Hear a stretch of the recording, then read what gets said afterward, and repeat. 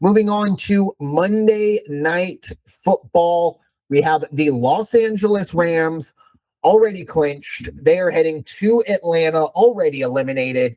The Rams are going to be 8-point favorites in this one. Your over-under sits at 49.5. On the money line side of things, the Rams are minus 410 and the Falcons are plus 305. Again, Monday Night Football. Raider Jim, your thoughts? Rams at Falcons. Boy, there it is. Monday Night Football, the Falcons, the Rams. That sounded like a great game 2 years ago. Doesn't sound like a great game to end up Monday Night Football for 2025. I think the Rams come out, even though they've already clinched, they want to make sure that they keep their guys safe, but at the same time, they want to take care of business, make sure that they get their best seed potential out there. Do they beat the Falcons? Absolutely. Do they cover the spread? Give me half a point, 7.5. I think they will cover, though. Over 49.5, just because the Rams are a point scoring machine. Yeah, I'll take over 49.5 on this one. Might actually buy a point on this one and go to 48.5, but I still think it's going to be all Rams all night long. Yeah, I'm gonna buy a half a point the other way. So let's all hope for an 8-point victory for the Rams and everyone's a winner.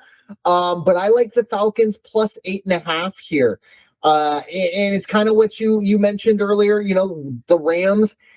Also, with them playing Monday Night Football, they'll kind of know what needs to be done, or yes. So they'll kind of have that. They're they're the last one on the course, if you will, for a little golf analogy there. And I think the Rams definitely win this game, but I don't know. 8 points is a lot on the road, Monday Night Football. I think the fans of the Falcons, you're going to have a lot of people who look. They got Christmas presents, Falcons tickets in the mail, or under the tree. And you know what? They're not really going to care that the Falcons aren't very good. This is probably their only chance to go, or their one game of the season. And it's Monday Night Football.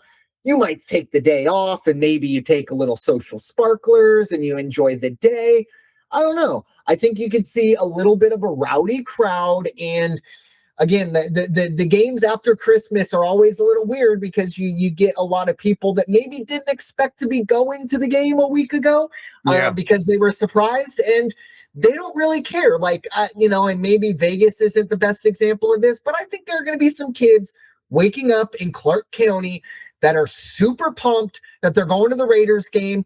And look, we all know Raiders-Giants, probably not the greatest game ever, but look, those kids are going, or those people are going, and they're super excited. I think we can maybe see the same thing here for Atlanta. And as you mentioned, I think the 49.5, I'll buy a half a point. We'll go over 49 here. I'll take the push if need be. But I really like the Rams offense. I think Puka Nacua, Devontae Adams, an incredible 1-2 punch. I mean, Puka Nacua is a weapon, even though he needs to maybe make better decisions off the field. Yeah. Maybe don't live stream with certain people, but anyways, I'm sure you've all seen that. Anyways, and also Puka, maybe do a little more research into concussions. Anyways, the Rams, give me Atlanta, plus 8.5. Over 49 over 49. I'm buying a half a point. I also really like Bijan Robinson. I don't know. I there's just something, I love watching that guy play. Atlanta is one team that I just kind of shake my head, and I just don't understand how they are as bad as they are, even before the Michael Penix injury, and Kirk Cousins entering.